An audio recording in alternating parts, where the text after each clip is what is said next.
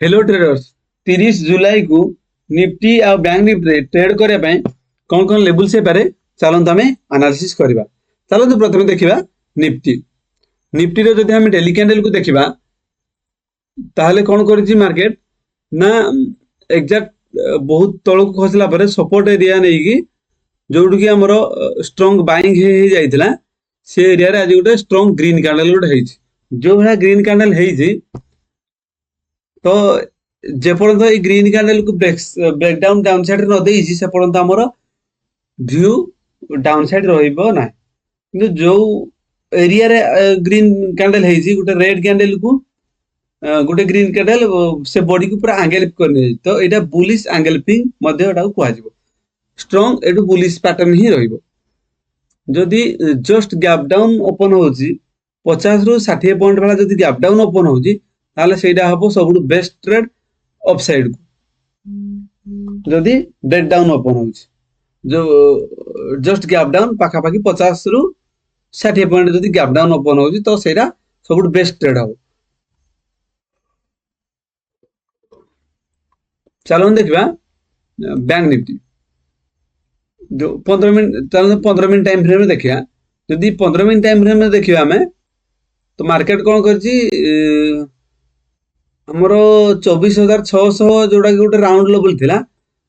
ताकू market support नहीं कि धीरे धीरे धीरे धीरे अपसाइड मूव कला। अपसाइड मूव करी जोडू हमर कोठी रही ना 850 जोड़ा कि प्रीवियस रे हम भाई सपोर्ट भलिया काम करथला एटा सपोर्ट और रेजिस्टेंस काम करथला। सपोर्ट केबे पई काम करथला 25 जुलाई रे एटा हम भाई सपोर्ट भलिया काम करथला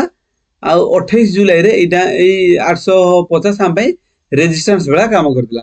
एग्जैक्ट मार्केट कौन करछि से 24,850 रे जाएगी क्लोज दे तो रेजिस्टेंस फेस करी। जदि मार्केट काली 50-60 पॉइंट गैप डाउन ओपन हो जाउछ पाखा पाखी हमरो कहबा गले 24,750 पाखा पाखी 50-60 पॉइंट 24,750 ए एरिया रे गैप डाउन ओपन है कि जदि किछि ग्रीन कैंडल होउछि ताले सेटा ही सबुठु बेस्ट ट्रेड हबो। धीरे धीरे मार्केट अपसाइड मूव करिया पई ट्राई करबो। जदि गैप डाउन ए एरिया रे हमर जदि प्राइस मिल जाउछि कोडा ना 24,750 24,750 ए एरिया जदि प्राइस मिलुछि ताले बेटर हबो। जदि फ्लैट ओपन होउछि मार्केट ताले हमकु वेट करिया पड़िबो। जदि गैप अप हैला ताले भी हमकु देखिया पड़े प्राइस एक्शन को पटे कोन होउछि किंतु जदि गैप डाउन 50-60 पटे ए एरिया रे हैला ताले एटा ही सबुठु बेस्ट ट्रेड हबो अपसाइड मूव करिया में। चलो देखिबा बैंक निफ्टी बैंक निफ्टी जदि हमें डेली कैंडल को देखिबा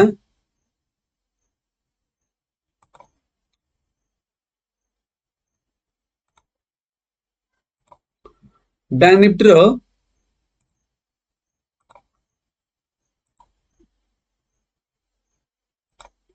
बैंक निफ्टी जदि हमें डेली कैंडल को देखिबा मार्केट कौन करछि जोड़ा कि हमर 56,000 गुटे राउंड लेवल थिला जोड़ा हम सपोर्ट भलिया आमे ड्रॉ करथे सपोर्ट नहीं था 56,000 किंतु गैप डाउन तो ओपन हैला किंतु मार्केट जाई 56,000 गुटे राउंड लेवल ता ऊपर क्लोज देछि कोठी क्लोज देछि ना हमर जाई मार्केट क्लोज देछि 56,200 प्लस ऊपर क्लोज देछि। तो एइटू जोड़ा हमें 56,000 को सपोर्ट भलिया काम करथे से सपोर्ट ऊपर जाई क्लोज देछि तो एटा गोटे गुड साइन कि मार्केट एठू अपसाइड जिबार पॉसिबिलिटी अछि। जदि हमें चलो देखा 15 मिनट टाइम फ्रेम जो देखिबा हमें हमरो एनालिसिस लागी 56,000 गुटे राउंड लेवल हम पई सपोर्ट भला काम करिवो। 28 जुलाई रे जो मार्केट हमरो आसीगी 56,000 रे मार्केट 56,000 ऊपर क्लोज देला किंतु आज गैप डाउन ओपन हेगी मार्केट डायरेक्ट 56,000 ऊपर को पळे आसिला तो मार्केट पुणी एरिया रे अप डाउन हेगी बहुत रेंज करी मार्केट ऑलरेडी 56,000 गुटे राउंड लेवल ऊपर आसीकी मार्केट क्लोज दे देछि। तो एठू बहुत पॉसिबिलिटी रहइबो कि मार्केट रो व्यू एठू अपसाइड जिबार बहुत पॉसिबिलिटी रहउछि। हमर तळु गोटे एमदी ट्रेल लाइन जदि हम ड्रॉ करबा ताहले मार्केट कोन करूची ए ट्रेंड लाइन को एमती सपोर्ट नै मार्केट अपसाइड मूव करूची जदि मार्केट ट्रेंड लाइन ऊपर ओपन होची ताहले हमर व्यू क्लियर पॉजिटिव ही रहइबो जदि जस्ट गैप डाउन भी एरिया रे ओपन होची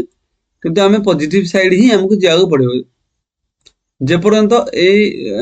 15 मिनिट रो गुटे ग्रीन कैंडल जो रही ताकू जे पर्यंत ब्रेकडाउन डाउन साइड रे न देइजी से पर्यंत हमर व्यू डाउन साइड ही रहइबो किंतु जो बले प्राइस एक्शन करी धीरे धीरे अपसाइड मूव करी जे फ्लैट ओपन हो कि जस्ट गैप डाउन ओपन हो एरिया रे तो दीटा केस हमर व्यू पॉजिटिव ही रहइबो हमर टारगेट रहइबो अपसाइड